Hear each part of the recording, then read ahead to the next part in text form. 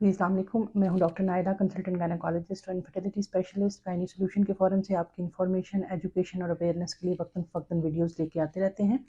आज हमने जिस टॉपिक के ऊपर बात करनी है वो ये है कि फ़ीमेल के लिए, ख़वातीन के लिए शादी की सही उम्र क्या है।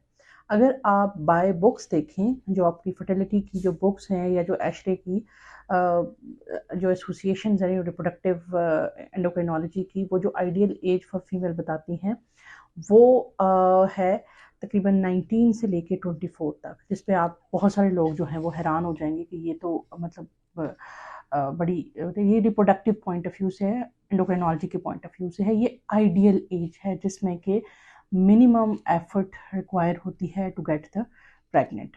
लेकिन अब देखा जाए तो यही एज जो है वो बच्चों के कैरियर मेकिंग की भी होती है। इसी एज के अंदर जो है वो अपने फ्यूचर को भी प्लान कर रहे होते हैं, और यही एज होती है जिसमें कि अभी हमारे जो यंग जनरेशन होती है वो रिस्पॉन्सिबिलिटी कैरिंग फेज के अंदर नहीं होती है। They want to enjoy their life and they want to be something, they want to pursue their careers, ताकि वो ऑनवर्ड जाके किसी स्टेज के ऊपर अपनी जो है वो कर सकें। अब अगर सवाल का जवाब ये जो मैंने आपको पहले दिया है ये सिर्फ bookish reproductive point of view से है। हमें बहुत सारे एस्पेक्ट्स देखने होते हैं। तो आइडियली शादी के लिए आइडियल एज वो है when you are ready to get this responsibility, when you are ready to have a family, when you are ready to be in a relationship। तो इसलिए ये आपके ऊपर डिपेंड करता है। लेकिन शादी का जो बेसिक पर्पस होता है दैट इज रिप्रोडक्शन। यानी कि शादी यूजुअली हम इसलिए करते हैं कि हमारे आगे से हम अपनी फैमिलीज को, बच्चों को प्लान कर सकें। तो इसलिए हमने शादी, अगर आप लेट कर रहे हैं, किसी वजह से परसू कर रहे हैं, तो आपको अपनी गायनेकोलॉजिस्ट या अपनी जो फर्टिलिटी कंसल्टेंट है उनके साथ राब्ते में रहना चाहिए। अब जब आप उनसे राब्ते में रहेंगे तो what they will do they will first you check the fertility potential. हर पेशेंट का फर्टिलिटी पोटेंशियल डिफरेंट है। हमारे पास पेशेंट आते हैं 31 ईयर्स के अंदर, they are with a lot of eggs, उनके पास इतने अंडे होते हैं कि they can reproduce in the coming 20 years. लेकिन कई पेशेंट हमारे पास आते हैं जो 31 ईयर की एज के ऊपर होते हैं और उनके almost half of the ovarian reserve is gone, more than half of the ovarian reserve is gone, यानी कि आधे से ज्यादा अंडे उनके वो होते हैं। तो लिहाजा if you are planning to get married late and later then 30s, तो उससे पहले तक आप अपने फर्टिलिटी कंसल्टेंट के पास ज़रूर जाएं और इस चीज़ को शाये ना करें। अपना फर्टिलिटी पोटेंशियल ज़रूर चेक करें। अगर आपका fertility potential day by day कम हो रहा है, लूज़ हो रहा है, तो उसमें यह है कि अगर आप फिल वक्त फैमिली प्लान नहीं कर रहे हैं, शादी आपकी हो गई है, फैमिली प्लान नहीं कर रहे, तो आप अपने एम्ब्रियो बैंक की तरफ जा सकते हैं। इसके अलावा अगर आपकी अभी तक शादी नहीं हुई है, you have not yet decided your partner, तो उस टाइम तक आप अपने इवन एग फ्रीज भी करवा सकते हैं। इवन आप अपना जो फॉलिकल काउंट है, एंट्रल फॉलिकल काउंट और एएमएच चेक करके, अगर आपका जो एएमएच और एंट्रल फॉलिकल काउंट अंडे बहुत ज़्यादा मिकदार में निकल रहे हैं या उनकी क्वालिटी ख़राब हो रही है, तो आप उसको मेडिकेशन और लाइफस्टाइल मॉडिफिकेशन के साथ उसको मेंटेन कर सकते हैं। आपने देखा होगा कि बहुत सारी जो हमारे इंडिया के अंदर पर्टिकुलरली ये ट्रेंड है कि वो लेटर मैरिजेस के अंदर 45 46 के ऊपर प्रेग्नेंट हो रहे होते हैं, और हमारे पेशेंट हमें आगे कोट करते हैं कि वो देखें फलां पेशेंट है तो वो तो 45 40, तो हम उनको बताते हैं कि basically they are going for the egg donation, जो कि पाकिस्तान में नहीं प्रैक्टिस की जाती है। तो you need to be a mother और be a father with your own sperms और एग्स।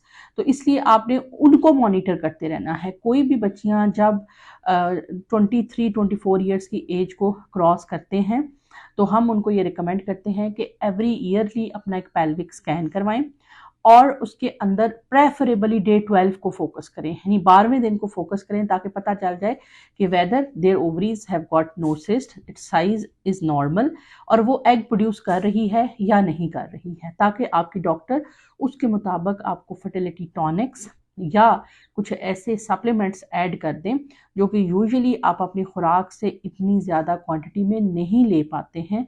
तो लिहाजा हमारे यहाँ होता क्या है कि जो इनका बच्चों का जो टॉप फर्टिलिटी टाइम होता है उसके अंदर इनकी डाइट किसी न किसी तरीके से बहुत ख़राब होती है, या तो ये जंक फूड होती है या ये मेल नरिश्ड होते हैं, यानी कि आप बाहर की खुराक ज़्यादा खा रहे हैं जिसमें न्यूट्रिशन बहुत कम है, या दूसरी बात ये कि आप जो है वो घर का बना खाना खा रहे हैं, लेकिन उसके अंदर जो है वो प्रॉपर न्यूट्रिशन नहीं है, प्रॉपर आपकी डाइट के अंदर जो है वो जो मीट, वेजिटेबल्स, डेयरी का पोर्शन होना चाहिए वो नहीं है, तो जिसकी वजह से आपकी क्वालिटी ख़राब हो रही है। तो इस सूरत हाल के अंदर बजाय हम आपको ओवरऑल फूड को ही हम फोकस करें, हम आपको फर्टिलिटी टॉनिक्स के ऊपर डाल सकते हैं। 5 से 7 मल्टीविटामिन्स और कुछ चीज़ें ऐसी हैं जो कि फर्टिलिटी के लिए ज़रूरी हैं, वो बहुत सारी टैबलेट्स और साशे फॉर्म में आ जाती हैं। वो अगर साल में आप 3-1 महीने ले लेते हैं और उसके बाद अपना वेट मेंटेन कर लेते हैं, अपने लाइफस्टाइल को अपने सोने जागने का सर्कल ठीक कर लेते हैं, तो कभी भी आपका एग रिजर्व ख़राब नहीं होगा। एग रिजर्व कब ख़राब होता है? जब आप अपने लाइफस्टाइल को काफ़ी देर के लिए छोड़ दें, आपके हार्मोन्स इम्बैलेंस रहें और आप उनको ठीक करने की कोई एफर्ट ना कर रहे हों। तो लिहाजा शादी अगर आप लेट करना चाहते हैं तो एक बात ज़हन में रखें कि फर्टिलिटी एज के साथ साथ डाउन होनी ही होनी है। आपके अंडों की क्वालिटी वक्त के साथ साथ डाउन होनी ही होनी है। मुख्तलिफ इन्फेक्शंस पासिंग एज के साथ होते रहते हैं जो कि आपकी ट्यूब्स को ब्लॉक कर देते हैं। बहुत ज़्यादा जब यूट्रस खाली रहती है तो it start making the fibroids. तो लिहाजा इन सारी चीज़ों को चेक करते रहें, बजाय इसके कि जब आपकी शादी हो जाए, लेट हो जल्दी और आप डॉक्टर के पास जाएं तो वो आपको आपकी इंटरनल कंडीशन बताए। तो आपको पहले से ये पता होनी चाहिए, क्योंकि चीज़ें की पिक्चर अगर आपके सामने क्लियर हो जाती है तो हमने देखा यह है कि हमारे पेशेंट होते हैं वो अक्सर कहते हैं कि हमने अभी शादी 3-4 साल तक नहीं करती, और हम उनको बताते हैं कि आपका फर्टिलिटी पोटेंशियल या फर्टिलिटी के ये हालात हैं, तो it's better to get marry. बेशक अभी बच्चा प्लान ना करें, लेकिन आईवीएफ के ज़रिए से आप अपना एम्ब्रियो बैंक बना के रख लें, तो they go for it and they तो इस तरह से आपकी उन कपल्स जो कि फर्टिलिटी में सफ़र कर रहे होते हैं, उनके अंदर जाने की जो रेशो होती है वो कम हो जाती है।